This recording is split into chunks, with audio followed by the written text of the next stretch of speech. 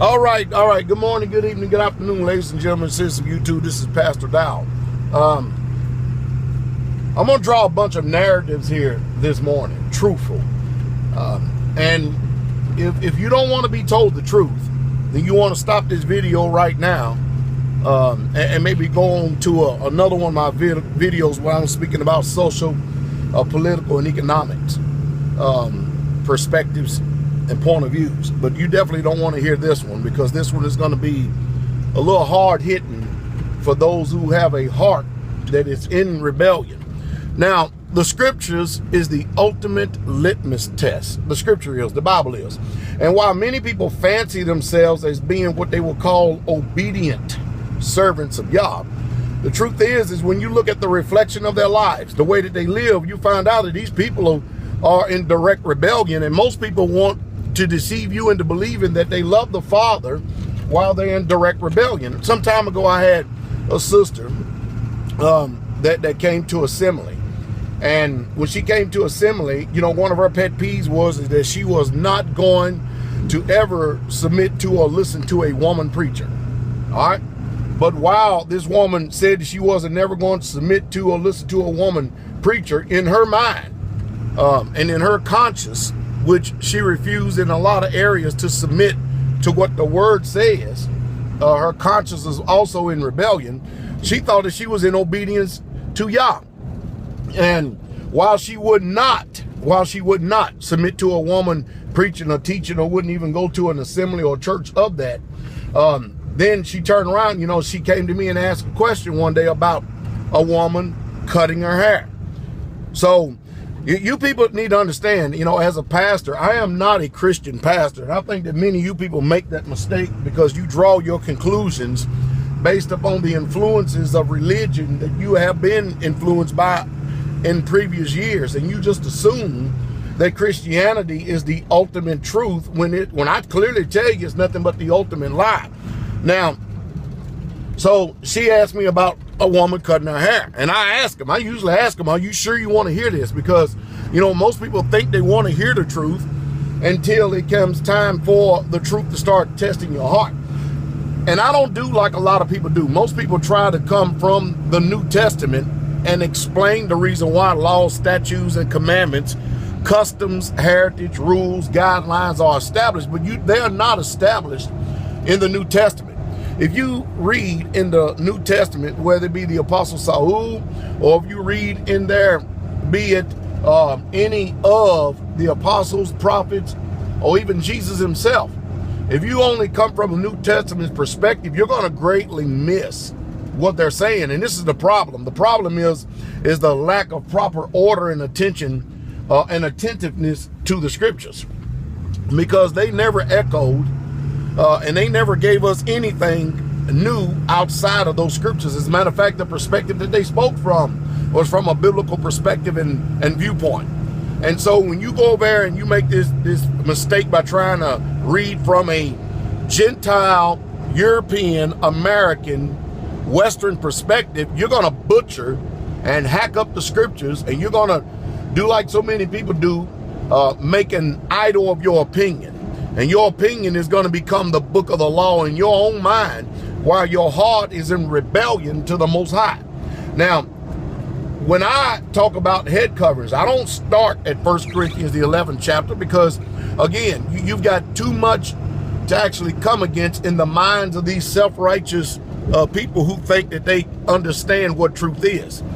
I actually go back to the establishment of it and what was not only the culture of the Hebrew people, the Hebraic people, the Israelites, but I actually go in there and show exactly what the scripture says. And then we can understand the reason why the Apostle Saul or Paul talked the way that he talked.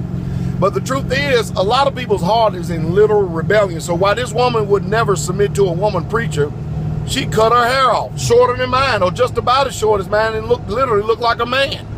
Now, that is her rebellion. That is her vanity. And she said, I can't see it. That's because they don't want to see it. There's a lot of truth that you come to. I remember, and this is one of the greatest hangups with women in Western culture and society today. Because, you know, they can't imagine ever, and see, this has spiritual implications. They can't imagine ever being under the submission and the authority and headship of a man. For instance, 1 Corinthians 11 talks about how that man is created in the image of Yah, and therefore he is the glory of Yah, and so is the woman the glory of the man. Well, what is the understanding of that? Well, when you see me, let me use me as an example. And I know that many of you may not like me. That's fine by me. I mean, there's 7 billion people in the world. Pick and choose what you want. But I hope you pick and choose right. When you see me, my lifestyle, what I stand for, I follow the laws, the statutes, and the commandments of the Bible, and I really, truly don't give a damn about what anybody in this world says when it comes to me actually following that Bible, and to make sure that I even test and prove and try my own self to make sure that I'm following right.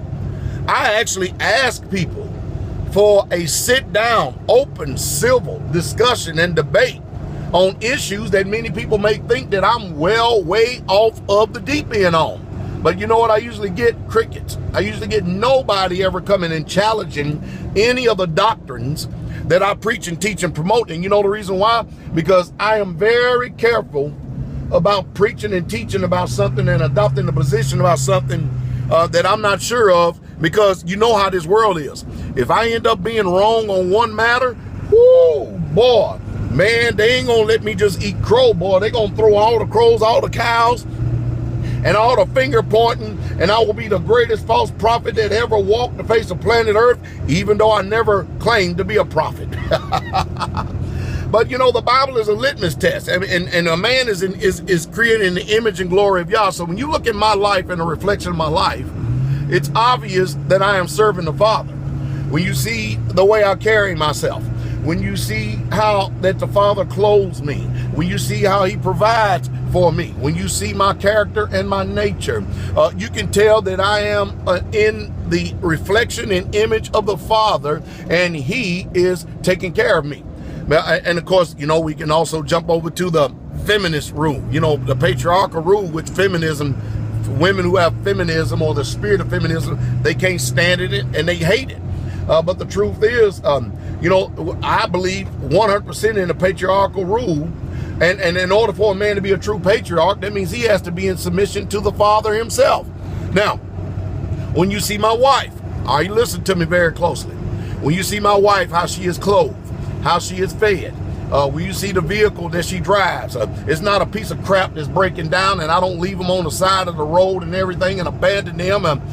When you see that she is properly taken care of and her spirit is at peace, that means she is a reflection of me as a man. That's what she is. But see, the problem we got today is women want to be out in front of men, and therefore the glory of the man, if there's any glory whatsoever at all, you can't, a castrated man cannot have any glory. He can't have none whatsoever at all, because it's all being covered up by the feminist spirit of a rebellion woman, or a woman whose heart is in rebellion against her man.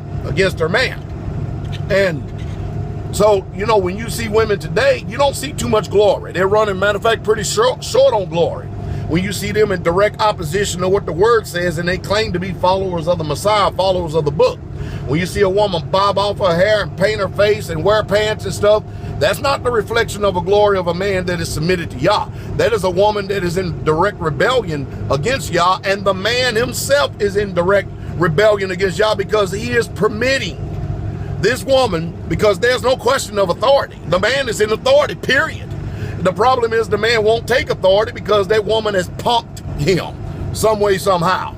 And that's what we're dealing with today. Castrated, sorry, gender-neutral men. That's the problem we're having today.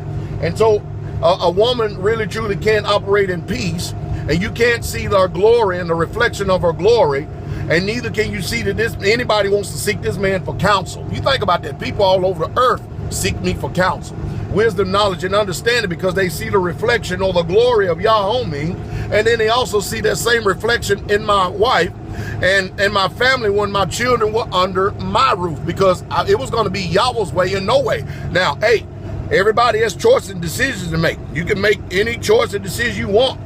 After you leave my roof, you can do whatever you want. I hope you make the right choice and decision, but know this, Pastor Dow is 100% totally sold out to the will of the Father.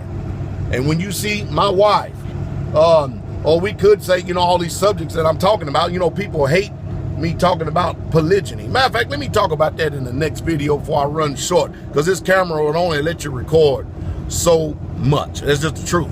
But you better believe 100% that Pastor Dow, I'm going to pass every biblical litmus test that there is. And I'm not, and it's not open for discussion and opinions of men concerning their book of the law, what they hate and what they like and don't like over the word. You can forget it. I don't live by men's opinion. I live by the word, and so should you.